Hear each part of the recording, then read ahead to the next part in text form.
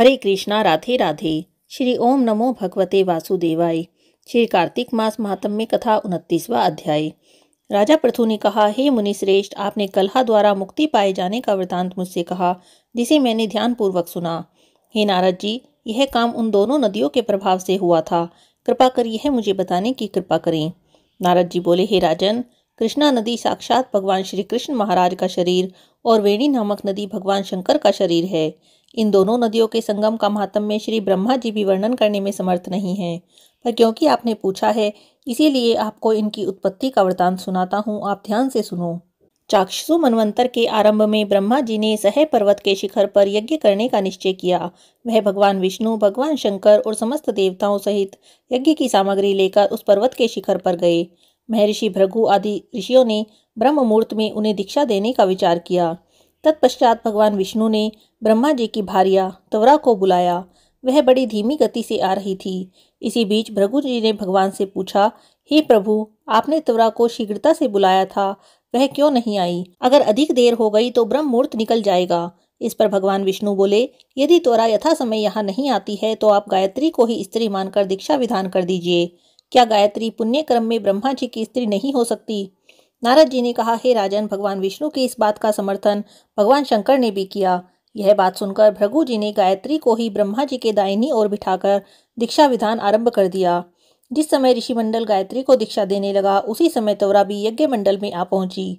ब्रह्मा जी के दाईं ओर गायत्री को बैठा देखकर ईर्ष्या से कुपित होकर त्वरा बोली, जहाँ अपूज्यों की पूजा और पूज्यों की अप्रतिष्ठा होती है, वहां पर दुर्भिक्ष, मृत्यु और भय तीनों अवश्य ही हुआ करते हैं। यह गायत्री ब्रह्मा जी के दाईं ओर मेरे स्थान पर विराजमान हुई है, इसीलिए यह अदृश्य बहने वाली नदी होगी। आप सभी देवताओं ने बिना विचारे इसे मेरे स्थान पर बिठाया है, इसीलिए आप सभी जड़ रूप नदी होंगे। नारद जी राजा पृथु से बोले, हे राजन, इस प्रकार त्वरा के शाप को सुनकर गायत्री क्रोध से आग बबूला होकर अपने होठ चबाने लगी। देवताओं के मना करने पर भी उन्होंने उठकर त्वरा को शाप दे दिया। गायत्री बोली, त्वरा, जिस प्रकार ब्रह्मा जी तुम्हारे पति हैं, इसी प्रकार मेरे पति भी हैं। तुमने व्यर्थ ही श्राप दे दिया है, इसीलिए तुम भी नदी हो जाओ। तब तो देवताओं में खलबली मच गई। सभी देवता त्वरा को साष्टांग प्रणाम करके बोले, हे देवी, तुमने ब्रह्मा आदि सभी देवताओं को जो शाप दिया है वह उचित नहीं है, क्योंकि यदि हम सब जड़ रूप नदी हो जाएंगे तो फिर निश्चय ही यह तीनों लोक नहीं बच पाएंगे। अब क्योंकि यह शाप तुमने बिना विचारे दिया है, इसीलिए यह शाप तुम वापस ले लो। त्वरा बोली, हे देवगण, आपके द्वारा यज्ञ के आरंभ में गणेश जी का पूजन न किए जाने के कारण ही यह विघ्न उत्पन्न हुआ है।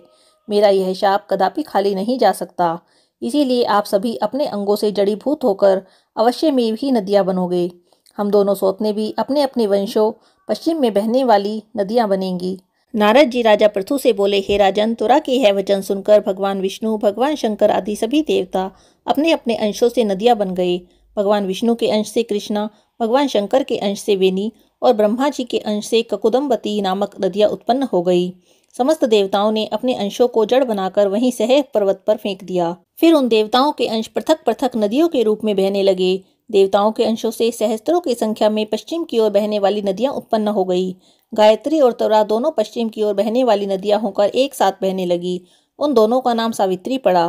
ब्रह्मा जी ने यज्ञ स्थान पर भगवान विष्णु और भगवान शंकर की स्थापना की।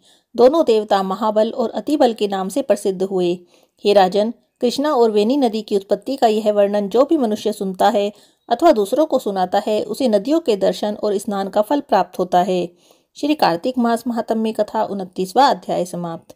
हरे कृष्णा, राधे राधे।